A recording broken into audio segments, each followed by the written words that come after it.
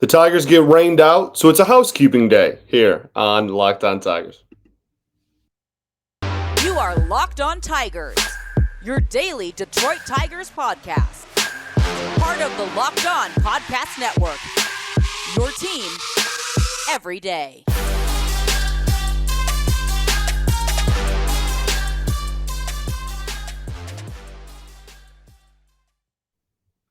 What is up, everybody? Welcome back to another edition of Locked On Tigers. Thanks for making Locked On Tigers your first listen every day. We are free and available wherever you get your podcast, including YouTube, as y'all know.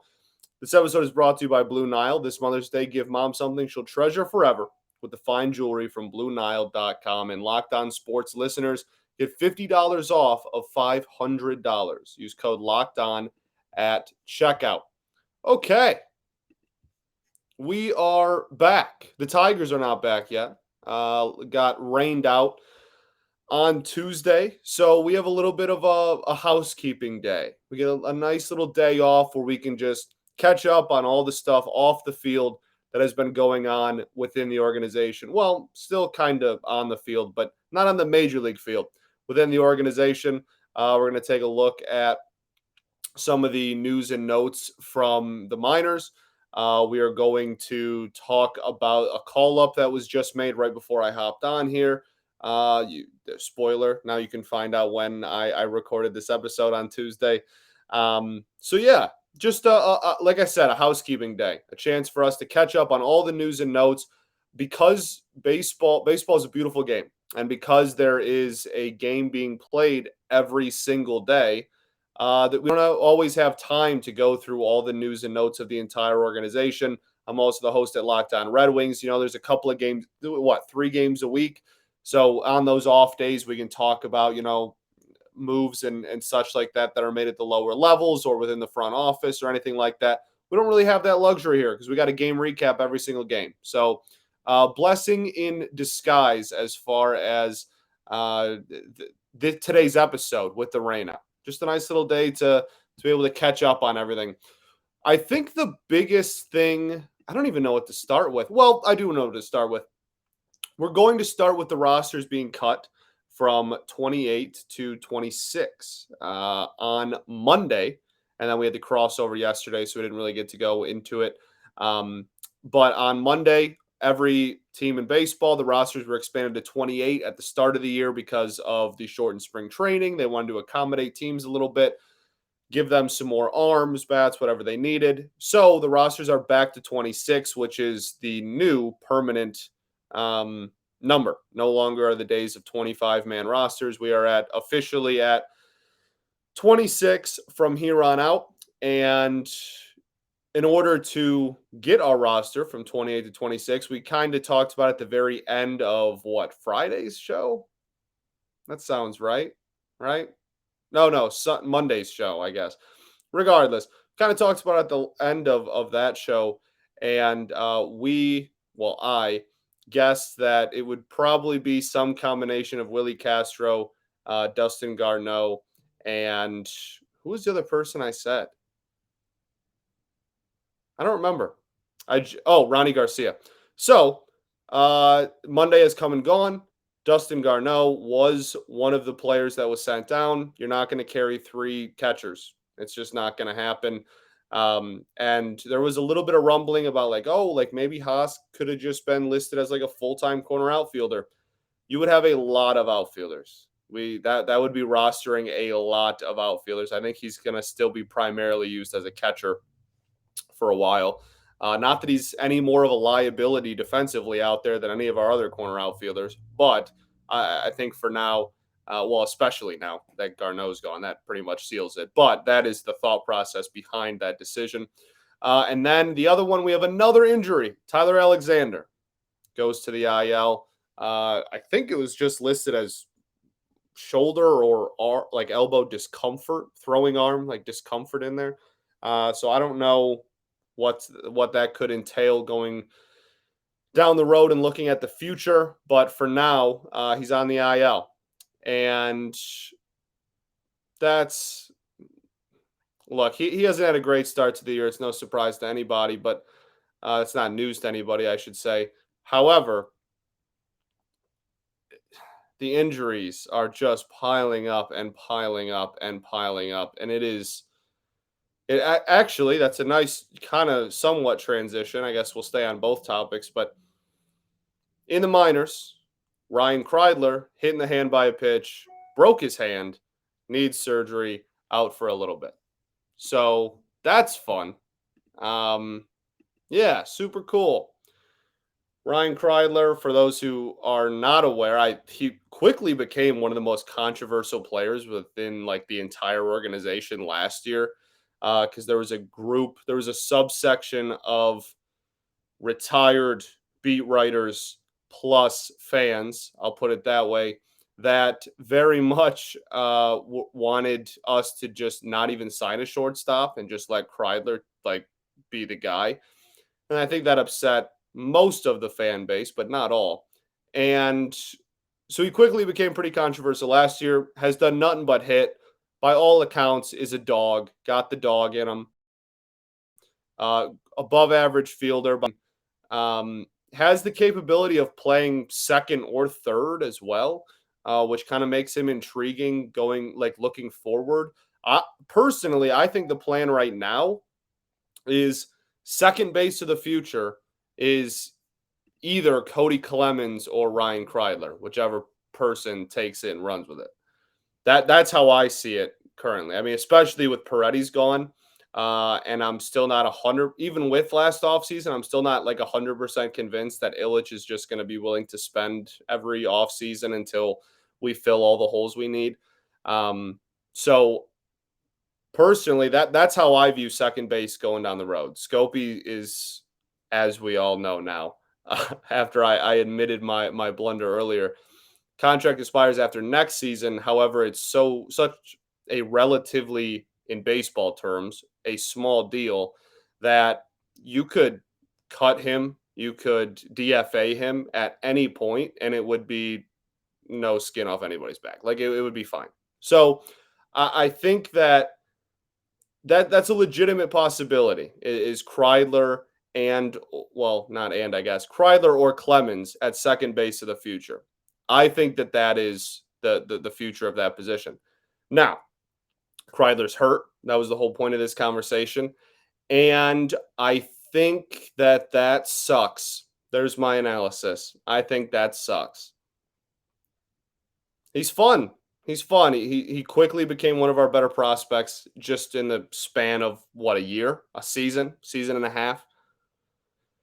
So it sucks. And Cody Clemens is on the 40-man. That's nice at least. If they do choose to go away from Scopey at some point, it will be Clemens, definitely now. And Kreidler actually wasn't even on the 40-man, still is not on the 40-man, but wasn't pre-injury either. So it was always going to be Clemens, but Kreidler's someone to keep an eye on for. Okay, so I think that's kind of it for that portion I wanted to cover. Garneau sent down, DFA'd. If he passes through waivers, we will ask him to be outrighted to AAA. He has the choice to accept that or not. So we'll see what his future with the club is. But for now, he's DFA'd. And then Tyler Alexander to the IL. That makes 26. And now we have a double header tomorrow, which means that we get to call someone up to be the 27th man. And that was just announced, and it's super exciting. And we'll get to that right after I tell y'all about Blue Nile Jewelry. BlueNile.com is the original online jeweler. Since 1999, they've helped millions of couples create their perfect engagement ring. Blue Nile is committed to ensuring that the highest ethical standards are also observed when sourcing diamonds and jewelry. Whether you're customizing an engagement ring, designing diamond stud earrings, online jeweler Blue Nile will allow you to create a bigger, more brilliant piece than you can imagine at a price you won't find at a traditional jeweler. Expert advice 24/7 with legendary service and 30-day returns. When you commit to a piece, so does Blue Nile. It's a really cool thing they have. They have guaranteed service and repair for life. Diamond price guarantee is something they also have. You can contact Blue Nile to compare a competitor's diamond against one of theirs, and in most cases, they can meet or beat the price. They give you peace of mind. If it's not perfect, that's no problem. They have a 100% satisfaction guarantee, so you can shop stress-free with guaranteed free shipping and returns. Need your special purchase fast? In most cases, Blue Nile can deliver overnight. Every order is insured and it arrives in discreet packaging. It's really just the best of the best. So this Mother's Day, give mom something she'll treasure forever with fine jewelry from BlueNile.com. And Locked On Tigers listeners are getting $50 off of $500. This podcast exclusive is only good through Mother's Day. You can use code Locked On. That's code Locked On.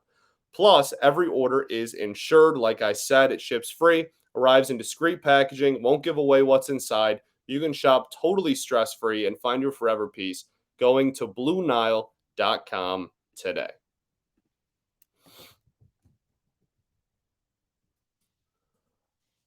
All right, everybody. We are back for segment 2 here at Locked On Tigers. Not a lockout. Goodness. That's flashbacks right there. There's some flashbacks. Not a lockout. We have a rainout. Thank goodness it's not a lockout. No matter how bad this season's gone, at least we're playing baseball, right? Well, at some point, that's not even going to be true anymore. But it's not there yet. Okay. So, on today's game, as you're listening to this, on Wednesday's game, we are playing a doubleheader on Wednesday. That'll be fun. True 9 innings. None of that 7-inning nonsense. Back to a doubleheader. And I believe they're going with Skubal for the one start. And Pineda will then get pushed back to the Houston series.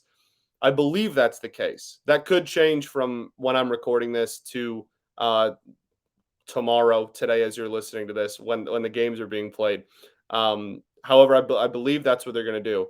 But the other game, it will not be Skubal and Pineda. They're going to push Pineda back, and Alex Faedo will be called up as the 27th man, and he will make his major league debut on Wednesday against the Pittsburgh Pirates. First off, great choice of team to call up one of your pitching prospects and have him debut against. Great call. No disrespect, our offense blows too. If the Pirates called up one of their top pitching prospects and were like, hey, we're going to do the same thing because your offense sucks, I'd be like, yeah, that's probably a smart move. Good job. So no disrespect, but good job. Good planning. I'm with it. I mess with it.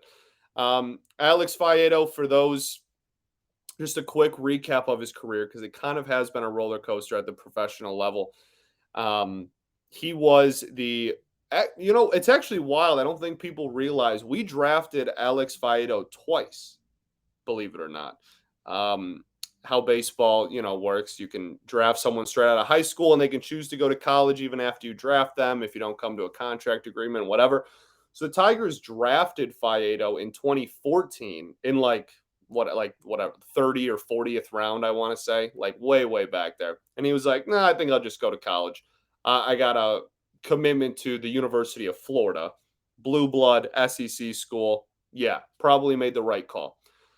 Then the Tigers draft him again in the first round. I believe he went 18th overall in 2017. Now, we talked about it, just last week? I don't remember the context in which I was talking about it. Maybe I was just talking about Faedo's last good start, actually. But that Florida Gators rotation while Fiedo was there is one of the best college rotations ever. Alex Faedo, Brady Singer, and Jackson Jobe, all in a rotation at the college level together, all shoved, all did really well by the end of their tenures, obviously, all playing pro ball. Dudes in their bullpen, Michael Barn, that's a guy, I'm not sure he has too much major league potential at this point, getting up there into his mid-20s as well, coming out of a pen, but was a dog in college. That whole pitching staff is just, they won the College World Series that year, the year that Fiedo was drafted, just all around one of the best college teams of my lifetime and one of the best college rotations in college baseball history. And Alex Faedo was the ace of said staff. Unbelievable. Had like a 2.2 ERA, 157 strikeouts. Was just remarkable his final year at Florida. And that's what got him a first round draft pick selection. Comes over. Everyone kind of thinks that he is the next guy. He is the next, especially like 2017 was when we traded everybody away, right? And the MLB draft is in June. So all at once, we have we have a huge fire sale and trade everybody away. And then on top of that, we bring in this ace from this powerhouse Florida team. Everybody's like, okay, that's the guy. That going forward, Alex Faedo is going to be the Tigers starting pitcher that we kind of build around. Him and Matt Manning was already getting some noise by then as well. Drafted in 2016 at just 18 years old, Matt was. So everybody was like, all right, there's the two-headed monster. Those are the guys. And his professional career was not interesting, because that's a dumb word. It was kind of fascinating from an outsider's perspective. His first full season in the minors in 2018 had a 4.02 ERA between high single A and double A. In high single A, he had a 3.10 ERA in 12 starts. And then in double A, he had about a 5 ERA in 12 starts. The K per 9 numbers were actually higher in double A than they were in high single A. And the Tigers went on a stretch there where for about, 2-3 years, it was just all hard throwing slider righty from SEC schools. That was like it. If you were a starting pitcher at an SEC school that threw hard and threw a power slider, you were getting drafted by the Detroit Tigers. And this very much fit that bill. The slider has never been, movement-wise, stuff-wise, the slider has never been a problem. A lot of his stuff came from command, and then a lot of it came from, a lot of his issues, I should say, came from what he was doing outside of the fastball and slider. And that's why a lot of people started slating him in as he got further and further in his professional career. I mean, the dude's 26 now, right? So as he got further and further down the road in the minors, a lot of people were thinking, okay, maybe this dude's just a bullpen piece. There's nothing wrong with that. Took him at the back half of the first round. If he turns into a good reliever, that's still a successful pick. But, you drafted a power arm from an SEC school. Some people expected a little bit more. So I think what he is able to do with his not secondary pitch, because his top two pitches are nice, but outside of the first two pitches, the rest of his secondary stuff as a whole will be important for the continuation of his development. But as a whole, I mean, this season he's looked great, right? This season he's looked phenomenal. He's made 4 starts, 3 for Lakeland in single A and 1 for Toledo up in triple A.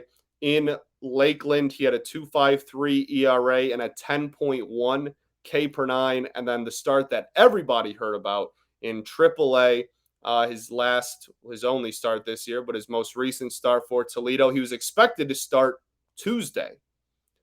And then they pulled him, and he's going to go up to Detroit. So in that last start, 5 innings, 8 Ks, 4 hits, no runs, no walks. Phenomenal outing, obviously. Another thing that's been interesting with his development is even before the Tommy John, he wasn't going super deep into ball games, and I think that kind of worried people and also made people think, maybe that this dude's a reliever long term. But currently, it doesn't matter. All of our starters are hurt. Everyone. It's Scooble, Erod, and nobody. So you're gonna have to Pineda's back now, thankfully. You got to find innings from somewhere. So it doesn't really matter, if he only goes 5, that's still a win if you're in the ball game, right? And then the big thing with his development is obviously the Tommy John surgery. Missed all of 2021 and has come back this year and looked great, which is awesome. The velocity hasn't really dipped too terribly much or where anyone's concerned about it, like, oh, he lost everything. No, the velocity seems to be fine. The movement on the slider seems to be fine. Alex Faedo making his major league debut on Wednesday against the Pittsburgh Pirates. I'm really pumped about it. Really pumped about it. We talked about Fiedo. We've talked about him a couple of times this season already. And I was of the opinion that he was always going to play in Detroit this year. I was very convinced that he was always going to be a Tiger this season at some point. I didn't think it'd be this early, but you can't really predict for injuries, and that's really the main thing that's forcing us to do this. But I was convinced that if he was going to come up, he was going to come out of the bullpen. Now, again, injury situation kind of forced our hand a little bit. We kind of have to do this. But I'm kind of glad that he's getting a look as a starter. You can never have too many starters. And if he shoves, then you just have another Tyler Alexander type of dude, for now at least, that you can put in the bullpen if you have a full healthy five, or can give you spot starts and kind of slide in there if you don't have a full healthy five. We have our five guys that don't include Alex Faedo or Tyler Alexander. It's just three of them are hurt right now. So, well, two of them now, right? Yeah, two of them now. So, Fiedo, that's really the summary. I'm really pumped about it. And we'll see what happens the rest of the season. We'll see what happens after the game. Do you just call him up and then send him right back down again? Or maybe do you call him up and then, like I said, use him as that Tyler Alexander type player and send a guy like Ronnie Garcia back down? Then you have a rotation. If you were to stay up after the doubleheader, your rotation would then be Erod, Skubal, Michael Pineda, Bo Brisky, Alex Faedo. It's not how you drew it up coming into the season, but it's kind of exciting. We'll see how it turns out for him. In our third and final segment, we'll do some more house cleaning, keeping, whatever you want to call it, stuff. But first, I got to tell y'all about Built Bar. Summer's coming, and wow, that was the worst transition I think I've ever had. Summer is coming, and with summer, you're going to need some food on the go. Built Bars are the perfect snack to take with you on family vacations. Throw them in your bags, in your kids' backpacks. Make sure that everyone has a Built Bar so you're fueled for the summer and for summer adventures. The best part about Built Bars is they're healthy and delicious. No more sacrificing delicious food for health. With Built Bar, you can have both. It's easy. All you have to do is go to Built.com and order right now. Most Built Bars have about 130 calories, 4 grams of sugar, 4 net carbs, 17 grams of protein. You compare that to a candy bar, which usually has about 240 calories, 30 grams of sugar, and dozens of net carbs. They're all covered in 100% real chocolate. You have to try the puffs if you haven't. They come in crazy flavors, banana cream pie, churros. It's all just phenomenal. And they're all healthy for you and taste amazing. So go to Built.com right now to get all your favorites. Like I said, banana cream pie, raspberry, double chocolate, so many more. So use promo code LOCK15 at Built.com. You can get 15% off of your order. That's promo code LOCK15 for 15% off at Built.com.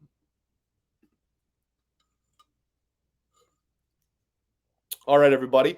We are back here for our third and final segment at Locked On Tigers. Thanks for making Locked On Tigers your first listen every day.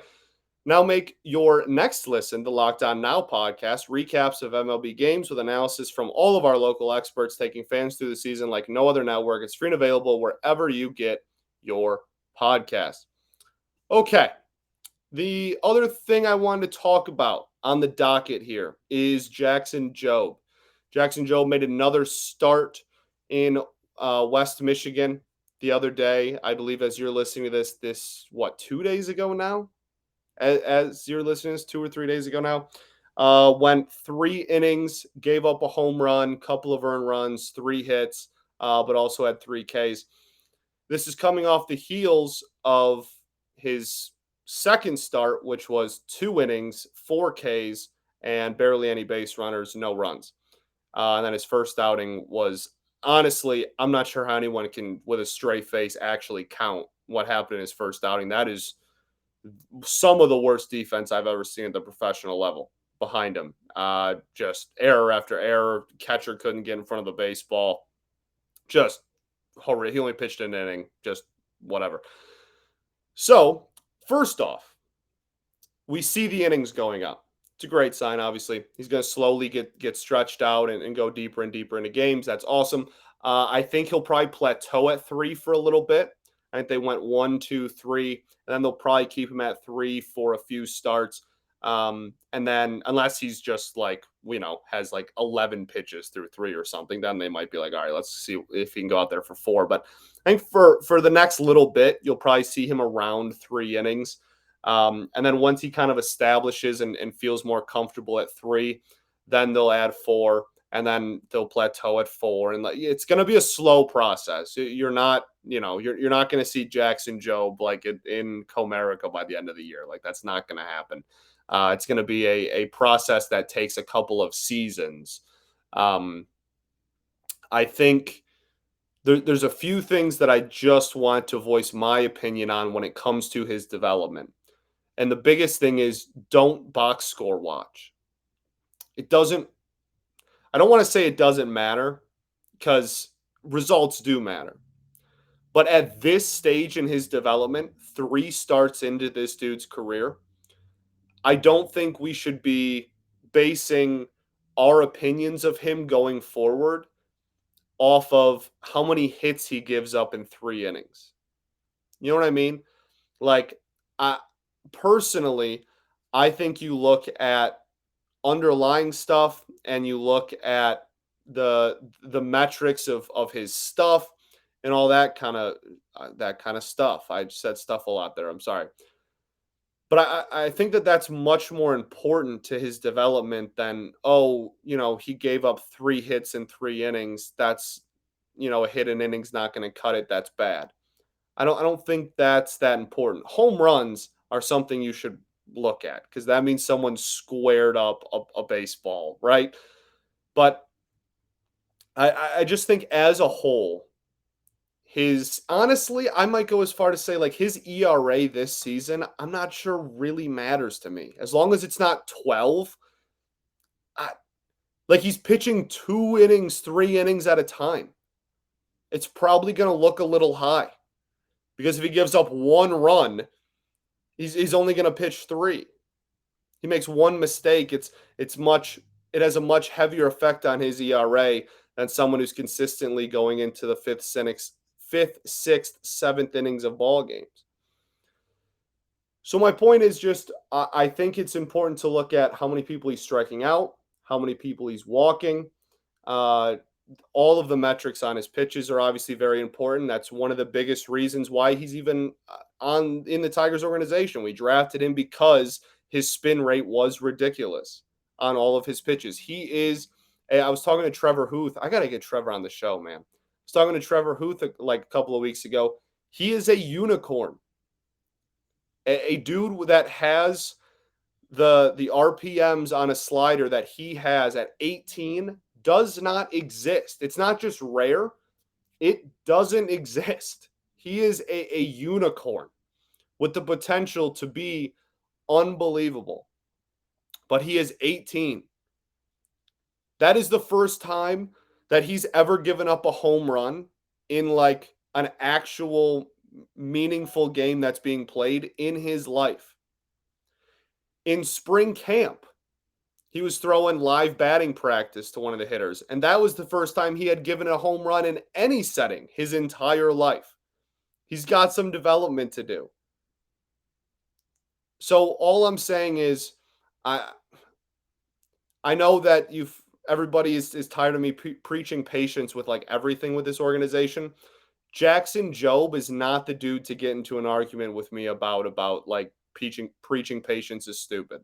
If you want to do it about players at the major league club, if you want to do it about Al Avila, you want to do it about a certain player, that's fine. At the major league level, that is. That's fine. Jackson Jobe is not the dude to die on that hill of. That's not the right argument. He's 19. He was 18 when he was drafted. So I just want to make that clear. I don't think we should all go, oh, well, he's already given up homers. And look, he's given up hits in like every outing and whatever. And he's made 3 starts and pitched 7 innings, 6 innings of professional baseball in 3 starts. The ERA is going to be a little high because he's pitching less innings. Just pay attention to the strikeout rate, the walk rate, and watch the video yourself. There's tons of video whenever he comes out. If you have I have the ability to watch his starts live. If you have that, take advantage of it. Watch it yourself. Draw your own conclusions. But don't box score watch Jackson Jobe. That again, doesn't really make sense to do it with a guy in that situation. Not the dude to do that to. Down the road, eventually it will. Now's not the time. That makes sense? Hope that makes sense. And that's it. I think that's everything I wanted to cover. Yeah, that's it. Nice day. Not talking about how much the offense is struggling, how much the starting pitching is struggling outside of Tarek Skubal. Not talking about a frustrating loss. Got a nice little rainy day in Metro Detroit. It is still pouring. Nice little rainy day in the Detroit, Metro Detroit area. Got to just have a nice little conversation about everything within the organization that we haven't had time to really cover so far this year. So hope you enjoyed the show. Thanks for making Locked On Tigers your first listen every day. Now make your second listen Locked On MLB. Host Paul Francis Sullivan, please call him Sully, brings you his unique perspective on the major leagues, both past and present. It's free and available wherever you get your podcasts, including YouTube. Just like us, baby. I think that's it, man. I think that's it. We ball. Peace and love. Going to therapy's dope. I'll catch y'all tomorrow recapping a doubleheader and an Alex Faedo debut. Tomorrow's show is going to be a banger. I'll catch you then. Go Tigers, baby.